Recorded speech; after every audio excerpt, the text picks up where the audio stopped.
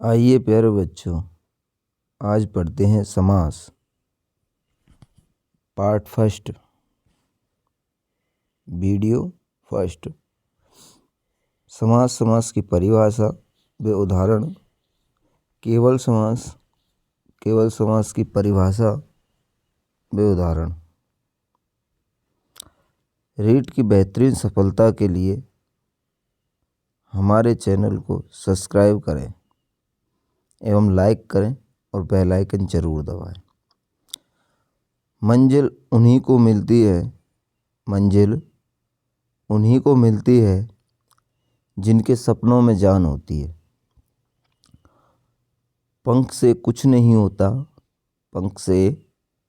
होता, हौसलों से उड़ान होती है।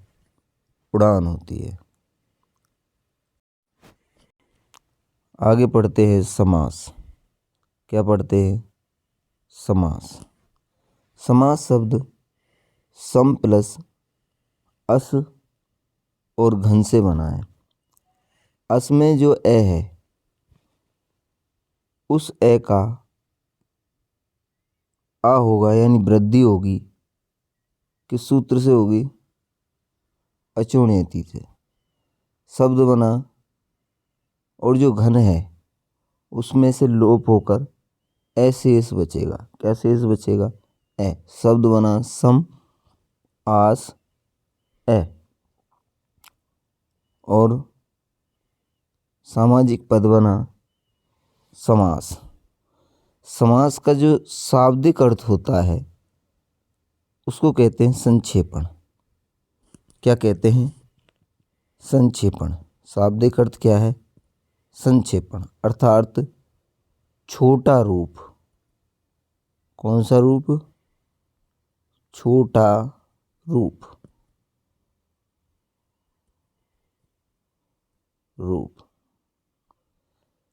समास का जो पर्यायवाची है वो है व्यास। समास का पर्यायवाची क्या है? व्यास। और व्यास का पर्यायवाची क्या है? समास। परिभाषा देखते हैं समास की। समसनम समास है। समसनम समास है एक परिभाषा। दूसरी परिभाषा है संक्षिप्तीकरणम व समास है। तीसरी परिभाषा है पदानाम सम्यकाधानाम। चलो अर्थ देख लेते हैं। अर्थ है बहुत से पदों को मिलाकर अर्थात कई पदों से मिलकर एक पद बनना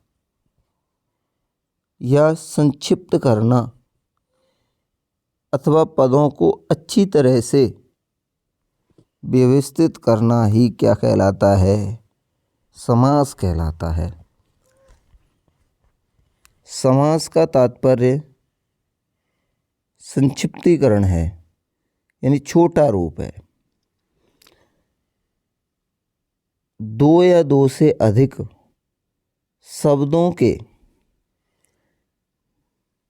शब्दों से मिलकर जो छोटा पद बनता है, कौन सा पद बनता है? छोटा पद। उसी को क्या कहते हैं? समास कहते हैं। समास में दो पद होते हैं।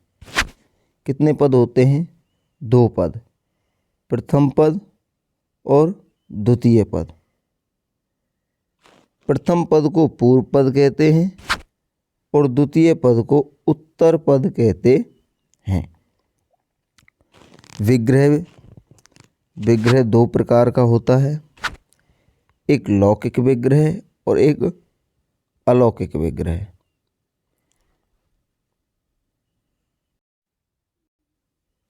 अलौकिक विग्रह लौकिक भाषा में प्रचलित शब्द समूह को लौकिक विग्रह कहा जाता है। जैसे राज्ञ पुरुष है। अलौकिक विग्रह किसे कहते हैं? प्रत्ययादि का उल्लेख करके विग्रह जो कि लौकिक विग्रह में प्रचलित नहीं है उसे अलौकिक विग्रह कहा जाता है। जैसे राजन, ज्ञस, पुरुष, सु, ये अलौकिक विग्रह है। समास कार्य कहाँ होता है? समास कार्य सामर्थ्य पदों में होता है। किन पदों में होता है? सामर्थ्य पदों में समास होता है। जहाँ पदों में सामर्थ्य नहीं होता वहाँ समास नहीं होता है। अर्थात पदों में परस्पर अन्वित यानी संबंध होने की योग्यता का होना आवश्यक है। यह सामर्थ्य दो प्रकार का होता है, विवक्षा भाव लक्षण सामर्थ्य और एकार्थी भाव लक्षण सामर्थ्य।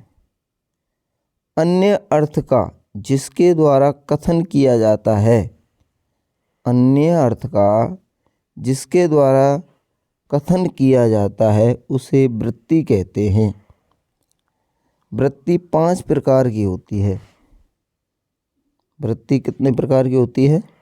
5 प्रकार की। पहली है कृदंत वृत्ति, दूसरी तद्धित घटित वृत्ति, तीसरी समास वृत्ति, चतुर्थी एक शेष वृत्ति और पांचवी सनाद्यंत धातु वृत्ति। आगे देखते हैं। अगर हमारा वीडियो आपको पसंद आ रहा है तो लाइक करें, सब्सक्राइब करें, बेल आइकन जरूर दबाएं। समास, संस्कृत में समास 5 प्रकार का होता है। संस्कृत में समास कितने प्रकार का होता है? 5 प्रकार का। पहला केवल समास, दूसरा अव्ययीभाव समास, तीसरा तत्पुरुष समास, चौथा द्वंद्व समास और पांचवा बहुविग्री समास। नोट कर लें इसको, बहुत ही महत्वपूर्ण है, प्रश्न पूछा जाता है। संस्कृत में समास के कितने प्रकार होते हैं? कितने होते हैं? 5। समास के कितने भेद हैं संस्कृत में? 5। लेकिन आगे देखते हैं, ध्यानपूर्वक पढ़ना, यहाँ से प्रश्न बनता है।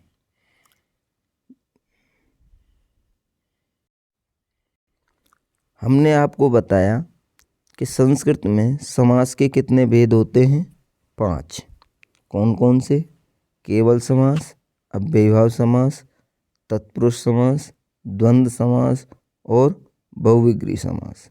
लेकिन और एक बात याद रखें कि पद के आधार पर संस्कृत में समास के 4 भेद होते हैं। पद के आधार पर संस्कृत में, पद के आधार पर, ध्यान रहे, पद के आधार पर संस्कृत में कितने भेद होते हैं? 4 भेद होते हैं। पहला अव्ययीभाव समास, दूसरा तत्पुरुष समास, तीसरा द्वंद्व समास और चौथा बहुविग्री समास। पहला जो अव्ययीभाव समास है, इसमें पूर्व पद प्रधान होता है। कौन सा पद प्रधान होता है? पूर्व पद। और इसमें तत्पुरुष समास में उत्तर पद। द्वंद्व समास में दोनों पद और बहुविग्री समास में अन्य पद प्रधान होता है। आगे देखते हैं। तत्पुरुष समास के 2 भेद होते हैं। तत्पुरुष समास के कितने भेद होते हैं? 2। एक व्यधिकरण तत्पुरुष समास और एक समानाधिकरण तत्पुरुष समास। व्यधिकरण तत्पुरुष समास और एक समानाधिकरण तत्पुरुष समास। ध्यान रहे, व्यधिकरण तत्पुरुष समास किसे कहते हैं और समानाधिकरण तत्पुरुष समास किसे कहते हैं। व्यधिकरण तत्पुरुष समास जो होता है वो विग्रह वाक्यों में पदों में अलग अलग विभक्तियों में होता है, जबकि समानाधिकरण तत्पुरुष समास विग्रह वाक्य में पदों में समान विभक्ति पर होता है। अलग अलग विभक्ति और समान विभक्ति, इन दोनों में यही अंतर है। अब व्यधिकरण तत्पुरुष समास के भी कई भेद होते हैं और समानाधिकरण तत्पुरुष समास के भी कई भेद होते हैं, लेकिन याद रहे कि समानाधिकरण तत्पुरुष समास को ही कर्मधारय समास कहा जाता है। अर्थात तत्पुरुष समास का भेद है कर्मधारय समास।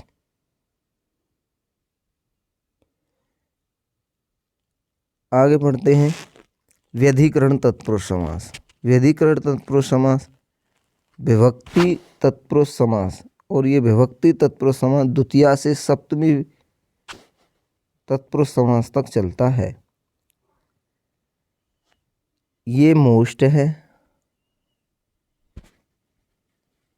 और यहाँ पर कर्मधारय एवं दिगु मोस्ट है। दिगु समास, इन सभी समासों में उत्तर पद प्रदान होता है। कौन सा पद प्रदान होता है? उत्तर पद। याद रहे। दूसरा है अवयवाय भी तत्पुरुष समास, नन तत्पुरुष समास, गति तत्पुरुष समास, प्राधि तत्पुरुष समास, उपपद तत्पुरुष समास। विशेषण विशेषण कर्मधारय समास, विशेष्य कर्मधारय समास, विशेषणोभय पद कर्मधारय समास, उपमान कर्मधारय समास और उपमेय कर्मधारय समास, और लास्ट में है दिगु समास। दिगु संख्यावाची होता है, पहला पद संख्यावाची होगा और उत्तर पद प्रधान होगा इसमें। आगे पढ़ते हैं।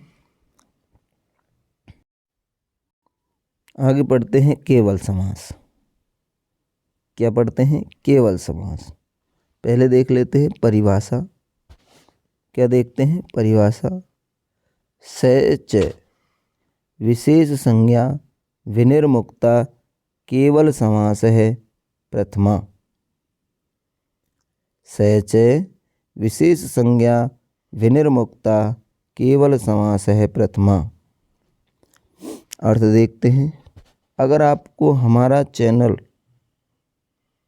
या हमारे पढ़ाने का तरीका सही लग रहा है तो आप हमारे चैनल को सब्सक्राइब करें, लाइक करें और शेयर करें। विशेष संज्ञा आदि से रहित, विशेष संज्ञा आदि से रहित जो समास होता है उसे केवल समास कहते हैं। विशेष संज्ञा आदि से रहित जो समास होता है उसे क्या कहते हैं? केवल समास कहते हैं, और वह समासों में प्रथम स्थान पर प्रयुक्त होता है। ध्यान रहे, इस समास का प्राचीन नाम सुप्सुपा समास है। अब सुप्सुपा समास क्यों रखा गया? इसमें एक सुबंत का दूसरे सुबंत के साथ विशेष संज्ञा के बिना योग होता है, इसलिए इसे सुप्सुपा समास कहा जाता है। उदाहरण देखते हैं। भूतपूर्व है, भूतपूर्व है, पूर्वम भूत है। वागर्थिव, वागर्थौ एव। तीसरा उदाहरण देखिए, अभूतपूर्व है, पूर्वम अभूत है। ध्यान रहे ये सभी उदाहरण मोस्ट हैं। प्रश्न इनके अलावा केवल समास में से, अगर केवल समास में से कोई उदाहरण आता है तो इनके अलावा नहीं बाहर जाएगा। न एकदा, न एकधा। अदृष्ट पूर्व है, पूर्वम अदृष्ट है।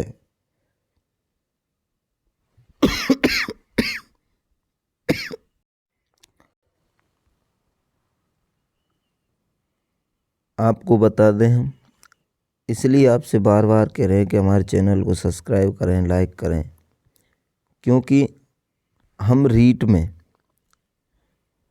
100% प्रश्न आने की गारंटी लेते हैं। और आप हमारे चैनल को एक बार सब्सक्राइब तो करके देखें, पूरा वीडियो देखें। धन्यवाद।